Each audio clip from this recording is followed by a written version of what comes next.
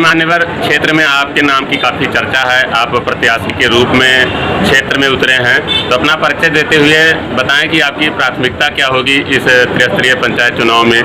आप उम्मीदवार भी हैं।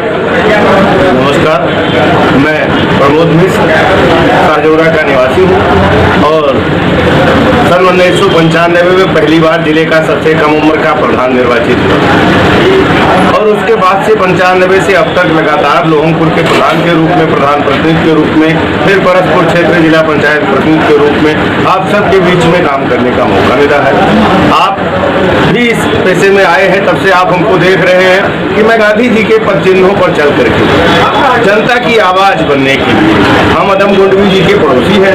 अदम जी से हमारी मित्रता थी, मैं उनकी मित्रता सूची में था और उनका एक शेर मुझे बखूबी याद है और संसद तक कोट किया गया है कि जो उलझ कर रह गई है फाइलों के जाल में, रोशनी उन गाँव तक पहुँचेगी कितने साल।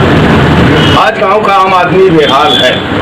किसान को उसका जो प्रधानमंत्री की सबसे महत्वपूर्ण योजना किसान सम्मान निधि है, आप किसी गांव में जाएं, मैं जाता हूं, सैकड़ों किसान मिलते हैं कि मुझे योजना का लाभ नहीं मिला, मेरा सब कुछ सही था फिर भी नहीं हुआ। तमाम विधवा वृद्ध विकलांग मिलते हैं जो पात्र हैं, लेकिन कोई उनकी पैरवी नहीं कर रहा है कि उनकी पेंशन बन जाए, उनका विकलांग प्रमाण पत्र बन जाए।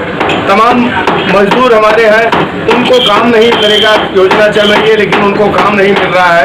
श्रम विभाग की तमाम योजनाएं हैं, उनको उसका लाभ नहीं मिल रहा है। मैं उनकी आवाज़ को बनने के लिए, हमने 30 साल का हमारा अनुभव है इस क्षेत्र में और मैं जहां था वहां लोगों के लिए प्रयास किया है। मैं एक कदम, जैसे जटायु रावण को रोक नहीं पाया, सीता का हरण हुआ, लेकिन जटायु का जो प्रयास था रावण से उसने संघर्ष किया। मैं जटायु की तरीके से लोगों के लिए संघर्ष करूंगा अंतिम क्षण तक, अंतिम व्यक्ति तक रोशनी पहुंचे।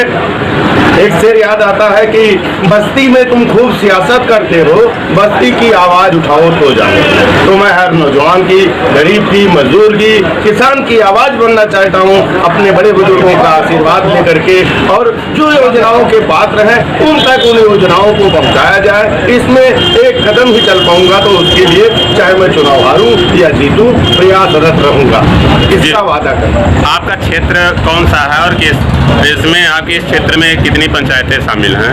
हमारा क्षेत्र अब इस बार परसपुर चतुर्थ के नाम से है, जिला पंचायत सद परसपुर चतुर्थ, जो हमारी ये गलई से लेकर के टेढ़ी तक फैला हुआ है, बीच में चढ़ा नाला भी, मधईपुर से लेकर के दुल्लापुर तक। और एक बात और आपको बता दूं, हमारे 16 ग्राम पंचायतें शामिल हैं और उसमें पुर की भरमार है। जैसे आप शुरू करें वहाँ आखिरी से, पहले नंबर पर दुल्लापुर है, फिर चांदपुर है, फिर तुलसीपुर है, फिर करणपुर है, फिर सुहागपुर है, फिर अभईपुर है और फिर लोहंगपुर है, अब फिर अंदूपुर है। हमारे पूरे ग्राम पंचायत में पुर की भरमार है और पुर के बाद में जो बचता है तो उसमें आपकी प्योली बचती है, धोमा कल्पी बचती है, बेलवा नोहर बचती है और सरैया चौबे, मंगुरा बाजार, और इसके बाद में जितनी है सुसुंडा, एक और हमारी पड़ोस की ग्राम पंचायत सुसुंडा है। इतनी ग्राम पंचायतें हमारे क्षेत्र में शायद है। तो इस पुर में हम भी शामिल हैं। अब देखिए पुरवासियों की क्या इच्छा है। सभी पुरवासियों से मैं हाथ जोड़ने निवेदन करता हूँ कि अपने भाई को, अपने बेटे को अपना समर्थन दीजिए। जी, एक बार अपना नाम, परिचय, पद प्रत्याशी के रूप में। मैं प्रमोद कुमार मिश्र साजौरा का निवासी हूँ।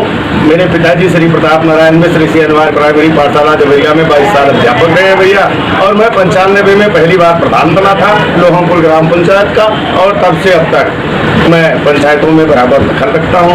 और जो भी रहा हो, जनता की आवाज़ किसी भी मुद्दे पर रही हो, चाहे खाद के, चाहे बीज के, चाहे आरक्षण के मुद्दे को लेकर हमने सब पर आवाज़ उठाया है। इसका संघर्ष का इतिहास है। आप आम मतदाताओं से क्या अपील करना चाहेंगे? मैं आम मतदाताओं से यही अपील करना चाहता हूँ कि रामायण से बताना चाहता हूँ कि तमाम, जैसे रावण भी रामनामी ओढ़ करके सीता का हरण करने आया था, ऐसे ही तमाम लोग रावण हैं वो, लेकिन रामनामी ओढ़े भिक्षाम दे कर रहे हैं, जबकि उनका उद्देश्य सीता हरण करने का है। वास्तविक उद्देश्य उनका सीता हरण पर है, तो उनको समझने की जरूरत है। और हनुमान जी भी फेल हो गए थे, देखिए काल नेम ने उनको भ्रमित कर दिया था।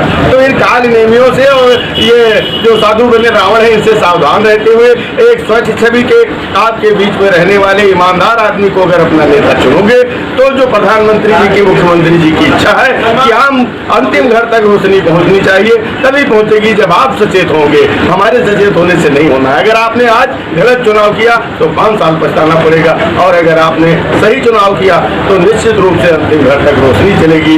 एक कदम आप चलिए, मैं 2 कदम आगे बढ़कर आपसे गले मिलूंगा, आपसे लगाऊंगा, सोचे तो बातचीतों की लड़ाई लड़ूंगा। किस उद्देश्य